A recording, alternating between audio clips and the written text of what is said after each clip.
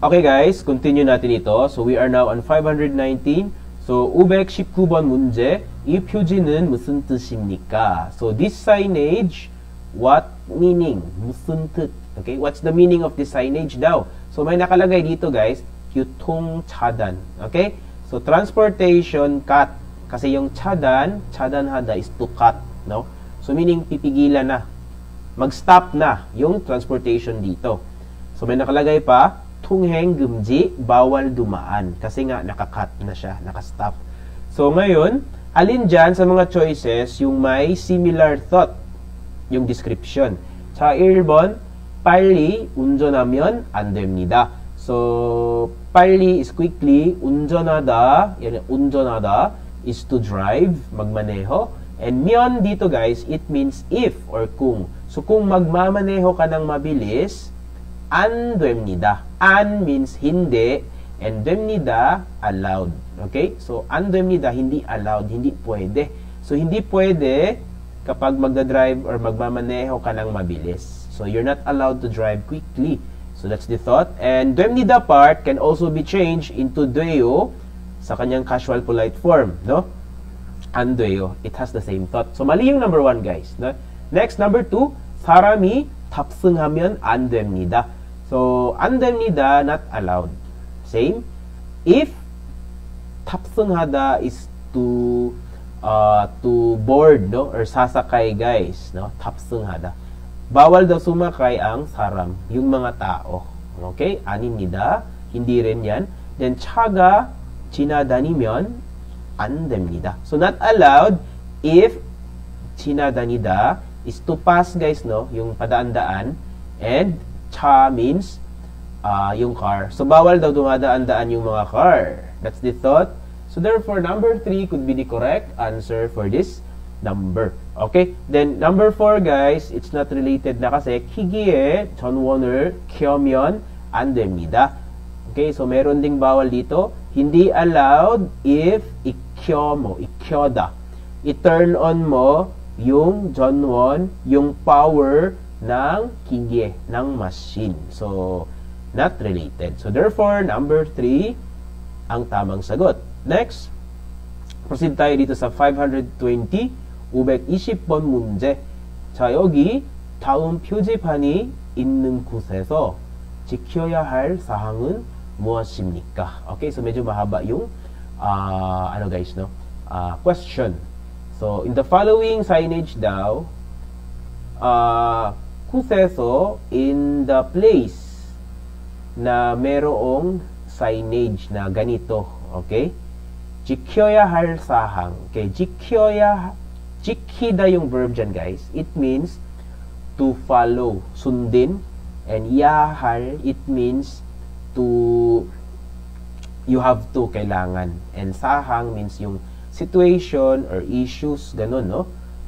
Okay, issue or situation or condition, ganun, na kailangan mong sundin sa lugar na kung saan merong ganitong signage. 무엇입니까? Ano yun? So, meaning, pag may nakita ka daw signage na ganito, ano yung kailangan mong i-follow na bagay, na situation. Okay? So, ano ba kasi ito, guys? Kyonin, jiyok, or towing area. Okay? So, basically, pag towing area, guys, you're not allowed to park. Okay? Bawal mag-park, guys. No? So, towing area is, for example, yung car mo, I don't know kung sino yung naka-experience dito, guys. Pag halimbawa, yung sasakyan, nasira siya, okay, tapos hindi mo na siya mauwi sa bahay, no? Kasi hindi na umaandar. So, ngayon, the only way is, ipa-tow yan, no? May kakarga dyan para dalhin siya sa shop para ipaayos. Okay? So, yan po yung thought, no? Okay, so, number 1, 주차를 하면 안 됩니다. So, meaning you are not allowed to park. Okay, kasi 주차를 하다 is to park. Then yun, if, then not allowed. Hindi pwede. Hindi pwede if magpa-park ka. So, number 1 could be the closest answer for this item. Number 2 kasi, 택시를 잡으면 안 됩니다. Not related na po ito, guys. You're not allowed if you 잡다. To catch a taxi. Okay, so taxi를 잡다, yung verb 잡다 here, it means to wait, no? Okay, maghintay ng taxi. Okay? So, bawal ka daw maghintay ng taxi. Number 3, 차가 지나다니면 안 됩니다. So, you're not allowed if your car pass. Okay, so bawal daw dumadaan-daan yung mga car.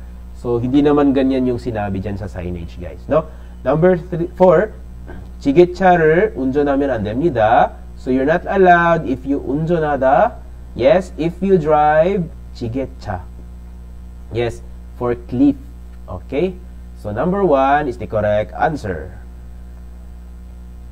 Okay? So, dito tayo ngayon, guys, sa 521. So, 251번 문제. 자, 풀이 나서 밖으로 대피해야 합니다. So, meaning, 풀이 나다, yung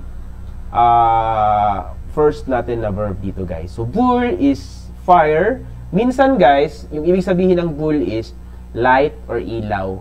Pero pag merong na siya, guys, puri nada, meaning magkasunog, no? Kasi yung nada, it literally means to come out or lalabas. So, meaning may lalabas na apoy. Okay? So, meaning nagkasunog. Okay? So, nagkasunog and then, pakuro, since nagkasunog daw, you have to na part is yahamnida. So, you have to tepihe. You have to evacuate, no? Aalis ka. So, kailangan mo daw mag-alis, kailangan mo daw mag-evacuate palabas. Kasi nagkasunog. So, 어떤 표지를 찾아야 합니까? So, 어떤 표지, what kind or what signage you have to find. Okay, ano you have to find? Yung 찾다 dyan, yung 찾아, yung part na 찾아, find, and yahamnika, tulad nitong yahamnida, pareha ng ibig sabihin, kailangan or you need to. So meaning, anong signage ang kailangan mong hanapin? Kung kailangan mong mag-evacuate palabas kasi nagkasunog. So, alin kaya dyan, guys? Sa 4, ne? 3번입니다. 피상구 or emergency exit or fire exit. 피상구입니다. 피상구. In other words, 비상구. Okay? Okay, so 응급시에 나갈 수 있는 문입니다. Okay? So in emergency or during emergency, the door where you can exit. Okay. Pisanggu. Okay, yan po yun, guys. Number 3 yung tamang sagot dito. Okay? Okay, so for 522 pataas, guys, we will make another video for that. Okay, so see you po sa next video na lang.